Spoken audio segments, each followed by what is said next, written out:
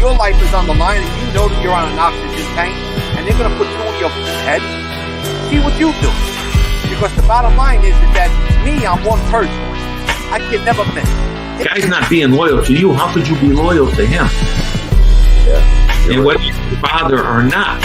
So, you know, but it's always been hard because it was my father. The word came down, this guy had to go. You know, we didn't know nothing about it until the last minute. And I liked him. I liked Bill. He was a nice guy, but... Welcome to the show. Welcome to Chatting with Staxx. I'm your host, Bill Staxx, and today we got Mr. Ori Spado. How are you doing, Ori? Good morning, Bill Staxx. Thank you so much. Got that picture up there of my ex-partner, John DiMatteo from New Jersey. I seen a picture of you eating a burger, right? Yeah. When you first got out of prison. I want you to walk me through that day, and I want you to walk me through the day that you guys took this picture right here. Well, let's go about that burger. On that day was the day that I was released from prison. My son and my nephew picked me up at Lompoc.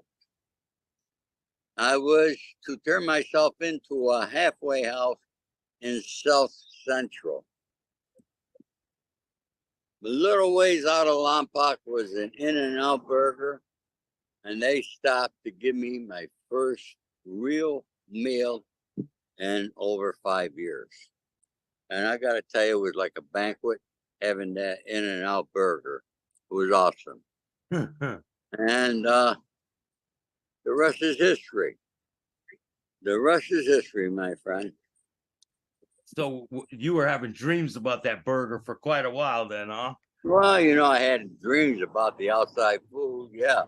You know, I mean, look at for almost every single day except for the holidays, I ate tuna fish or mackerel in prison. That's what I was able to buy from the commissary, and that's what I ate. Because trust me, okay, I don't like eating food that's got cockroaches on it. I don't know about other people, but they do eat it. Yeah, no people thanks. have to eat it. It's a shame. So what about this picture? This was before you went to prison, right? Oh, long before. You know, you're hearing a lot in the news now. You hear about this, what's his name? Judge Thomas being given all these gifts from Harlan Crow. Harlan Crow is the son of Robert Trammell Crow. Harlan's older brother was also Robert Trammell Crow. Robert Trammell Crow is a multi-billionaire out of Dallas, Texas. And his son, Robert, lived over here on Benedict Canyon. And a friend of mine was the head of his security. Robert Crow was glued to the pipe. He smoked cocaine. Glued to the pipe. And there was even an article that he supported the underworld here in Los Angeles. And my friend Clarence, who was the head of his security, wanted me to meet them. And I went up there one day. I met him. He lived in old Natalie Wood's old home up on Benedict Canyon, nice home. And we played pool. He supported every call girl in Los Angeles. He owed them all money. They took his checks because they knew eventually the money would come in. Now, he was very upset. He had 3 special call girls, Heather, Lahore, and Lisa. And if you saw them driving down the street in a green-colored Range Rover, blonde hair, and store-bought tits, you know they had a home to go along with that to Bob Crowbar for them. he was jealous because there was another guy that was banging one of his hookers. I mean, these girls are hookers. Okay? And he wanted something done. And I would have had to wait for my money. And I thought about it. Now, this guy had long hair down to here. Now, I can't hurt a guy because he's banging a hooker. Okay? I can't hurt him for that. So I had to figure something I do that I could make a few bucks over here. So I knew where he lived. I had a couple of my guys waiting for him. I called him up and I told him that I wanted to meet him at Jerry's Deli over out in Ventura Boulevard in the Valley. And it was nighttime. When he came out of his house, my two guys grabbed him. They cut his hair and put it in the bag. And they brought it to me. I give that to Bob. That was my first $5,000 I made when his money came in. But Bob now wanted me in charge. And my guy had had enough.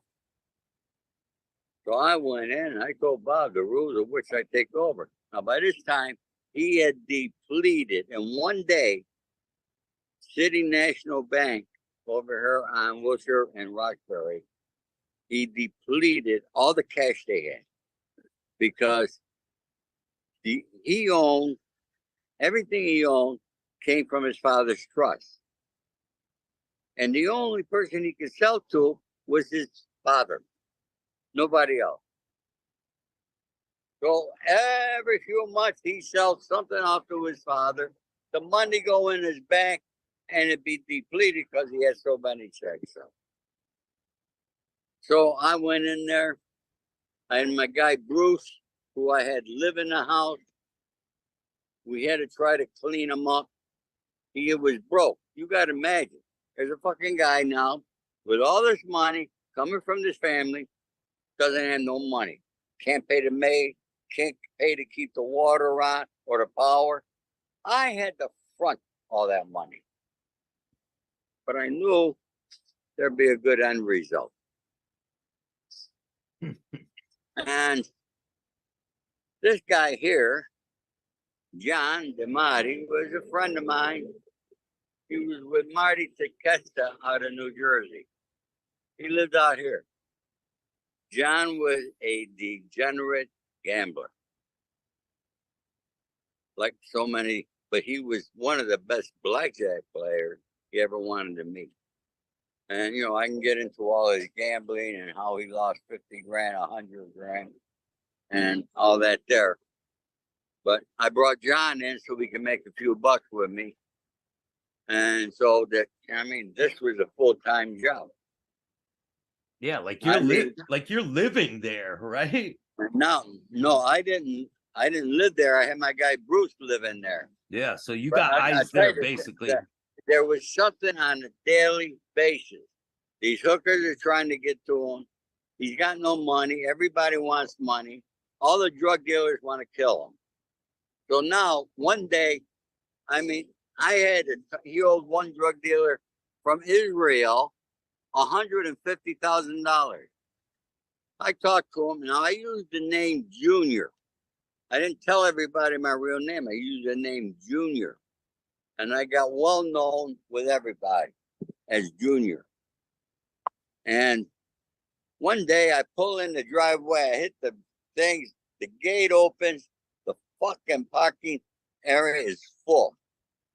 Had to be 10, 12 cars, 3 black guys in every car with their fucking AK-47s, Uzis.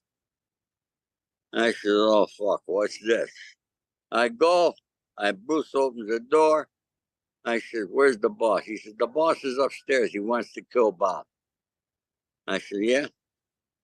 I said, tell the boss either kill Bob or come down in the kitchen and meet with me. This was one of the leaders of the Crips. He comes down, who am I? I tell him, look, if you're anybody, you could check me out. This is who I am. Here's my number. I said, Check me out. You'll find out I'm a man of my word. How much does Bob, because we're paying all the drug dealers dollar for dollar what they're owed. Yeah. Hookers got paid 10 cents on the dollar. And the reason why Bob will give a generic hooker a check for $5,000. A generic hooker, somebody you would pay a couple $100. So you give her $500. If they come up and say he owes me 5,000, you give her 500. Right. Yeah. So anyway, Okay. So I asked this guy. I says, "How much does he owe you?" He said, $15,000. I started laughing like hell. He said, "Why are you laughing?" I said, "Because you're up here. You got all these fucking guys out there." I said, "You want to kill them? You guys that never make it to Sunset Boulevard if a gun goes off up here." I said, "You'll all be arrested. What are you, fucking crazy?" I said, "This is nothing." I said, "Check me out if you're anybody." That night he called me. He says, "Sir," he said, "I check you out." He says, "You're a man of your word. I'll wait for your call."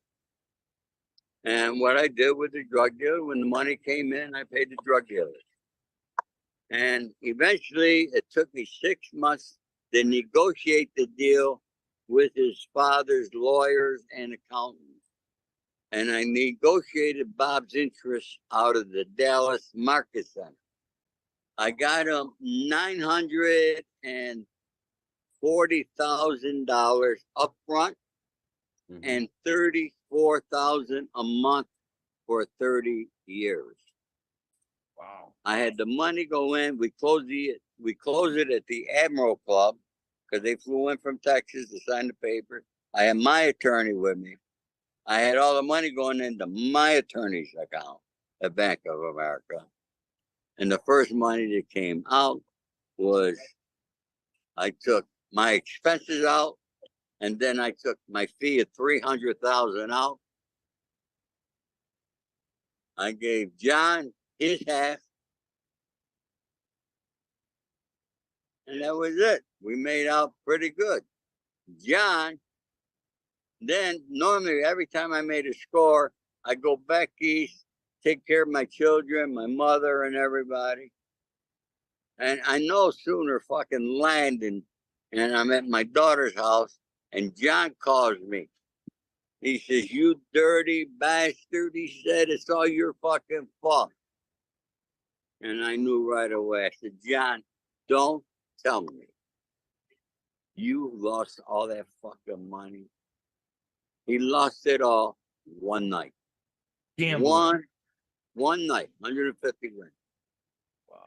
I mean, I've seen that happen so many with these guys. It's crazy. All right, then he had his children come out, and he wanted to take his kids to Disneyland. He had no money. I said, "Pull up in front of my building. I'll come out. I'll give you $1,000, which I did. I gave him $1,000. John was always a problem. I mean, he had a problem with the Russians. I had to go over with my baby one night at 4 o'clock in the morning to the card club. Shit like that there. I mean, these are things. But John was a good guy. Just degenerate gambler. That's it. He's passed away since then. Yeah, a lot of people are they get into that gambling. It gets addicting, right? Yeah.